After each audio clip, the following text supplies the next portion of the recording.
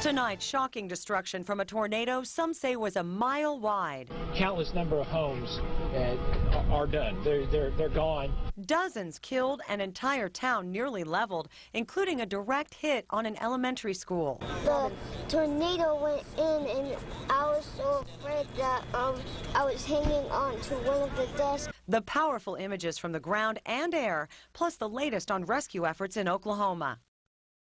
Welcome, everyone, to KOIN 6 News at 11. I'm Kelly Day. I'm Jeff Gianola. The president has now declared Oklahoma a federal disaster area. Here's the latest. So far, 91 people dead. At least 20 are children. 140 people being treated at hospitals. 70 are children. That EF4 tornado had wind speeds of over 200 miles per hour. The mile-wide tornado spent 40 minutes on the ground. Among the hardest hit was the Plaza Towers Elementary School. Up to 20 children were killed, but stories of survival are emerging. Let's go live now to Oklahoma City. There is still a very active search and rescue effort taking place here in Moore, Oklahoma. Authorities say they expect to find more survivors and, sadly, more casualties.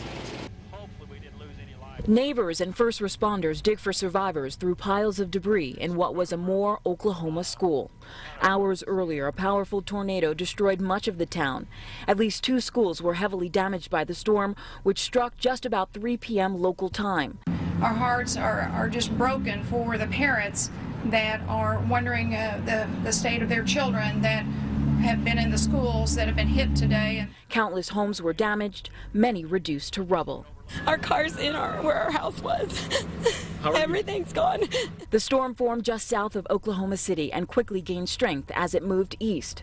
By the time it hit Moore, it was a mile-wide EF4 tornado with winds up to 200 miles an hour. This has turned into a massive tornado, as you can see these live pictures. From the air, you can see the path the twister carved through this neighborhood. Its track is colored light brown from all the dirt and splintered wood. Here on the ground, the destruction is overwhelming. Police are keeping media away from the rescue sites as they continue to search for survivors. My house is just gone, man, and I was in there. I don't know how to put it into words. The tornado was on the ground for almost an hour before spinning itself out. Thomas Earsom was one of the first to respond. We were pulling house walls off of people. There were people crawling out from everywhere and anywhere. Cleanup is already underway as heavy equipment is used to clear roads and turn fields of debris into piles. It's a process that will take months. Recovery will take far longer. It's dark here now, as you can see, and more rain is expected into the early morning hours, and that will no doubt slow down search and rescue efforts. In Moore, Oklahoma, Marley Hall, back to you. And tonight, you can imagine the stories are coming out of Oklahoma of people helping their neighbors after that tornado hit. It was just carnage, you know, but it had to be done. People needed to be helped, and so I started rounding everybody up. People were just running up and down the streets, and I got them hollering out, you know, if you can hear me, call out. That man says they started finding people and getting everyone out of the rubble they could find.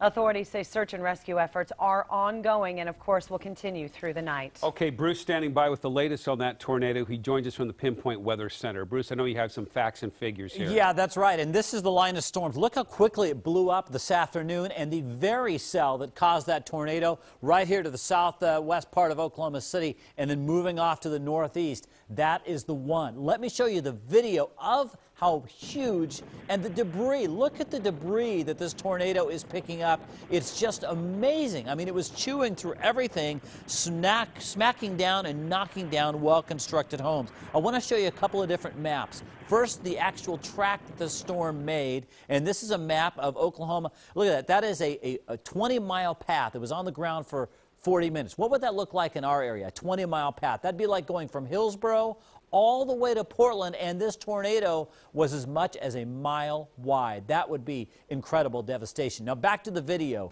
and talking about the debris. It is incredible because a tornado like this, an EF4 is the early estimate on its strength.